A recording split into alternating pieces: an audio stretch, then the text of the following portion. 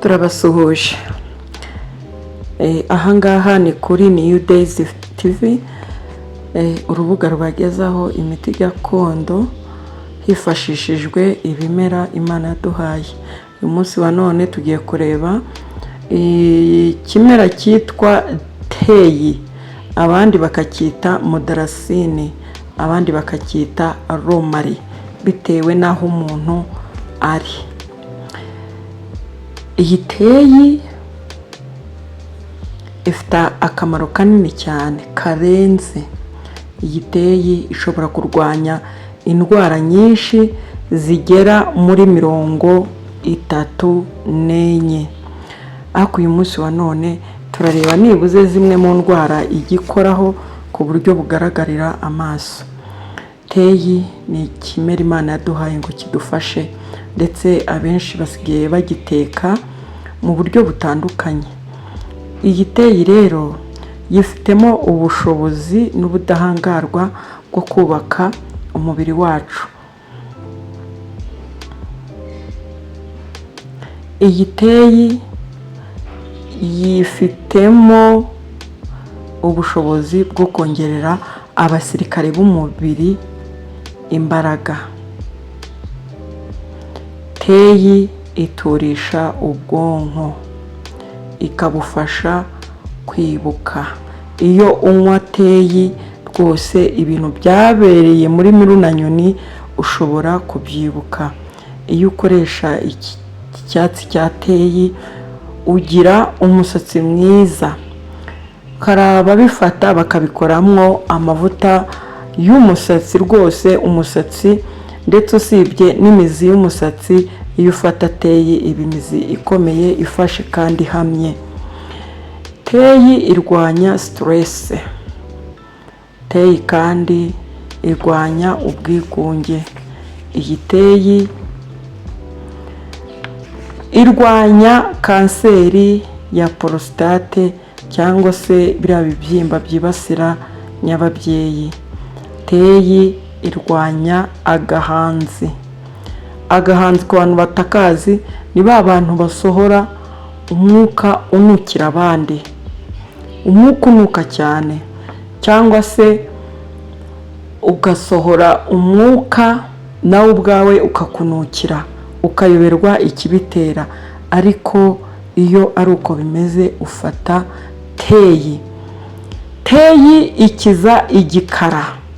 Igikara ni abantu banuka mu irugu, cyane nk'abantu baba baranyweye itabi cyane rikabokama, ageraho itabi rikajya rimunukaho mu irugu.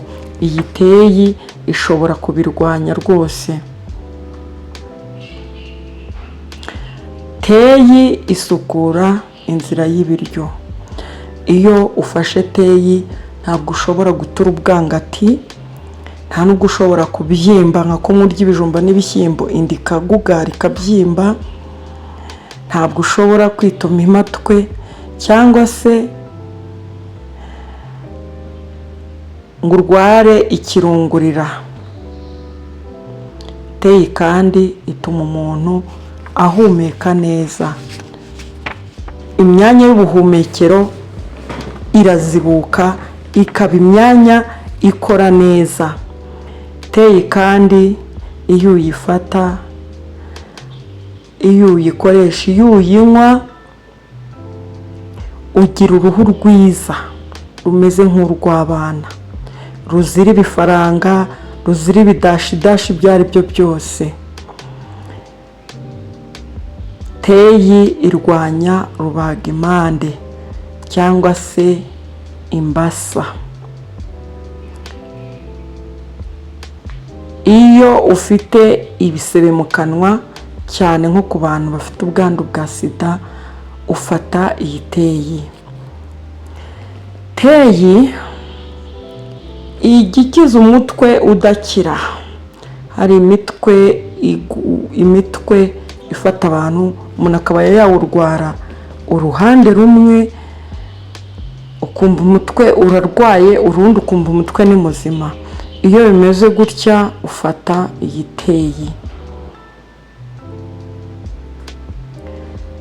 Teyi rero ikoreshwa ku misatsi. Iyo ufite imisatsi ipfuka yakunaniye, imisatsi idafashe ku mutwe, ufata iyi teyi ukayogamo, cyangwa se ukayifata ukayivanga n'igikotoro cyo mu mutwe ukajya usigamo.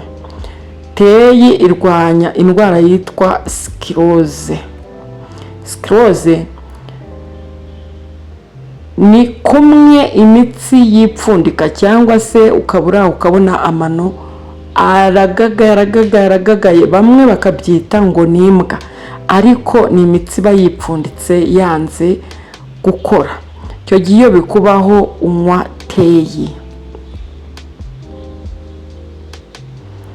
Teyi kandi irafasha cyane ba bantu bajya nko kwihagarika cyangwa gusoba hanyuma bakaribwa cyane, irabafasha bya nyabyo. Iyo wihagarika ukababara ku buryo usohora inkari zikakurya, teyi iragufata. N'abantu barwaye infection nabo bafite gufata iyi teyi ikabafasha ikabarinda. Icya 18 rero, teyi igiringaniza umuvuduko w'amaraso, isukura impyiko ku kigero cyo hejuru. Iyi teyi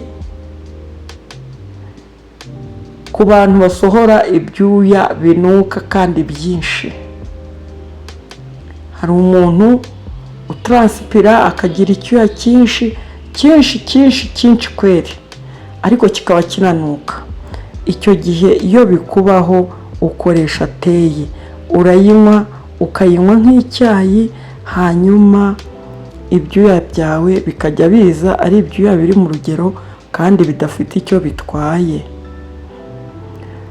Teyi kandi irinda umutima, irinda ibibazo by'umutima. Teyi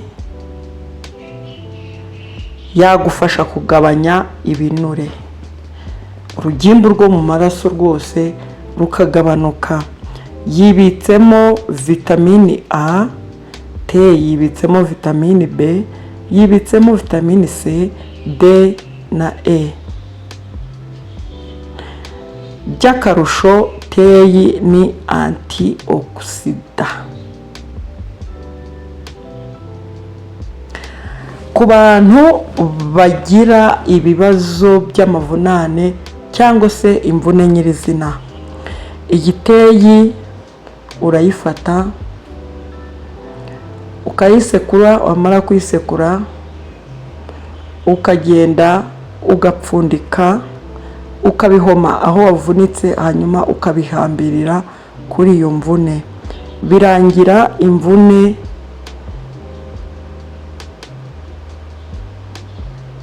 imvune ikize. Ndabakunda rero, mu mwanya uza tubararikiye kumva ikindi kimera cyakugirira akamaro mu buzima. Niba wadukunze kandi subscribe, like na comment, ndetse utubwire n'icyo utaha tuzagukoreraho. Murakoze.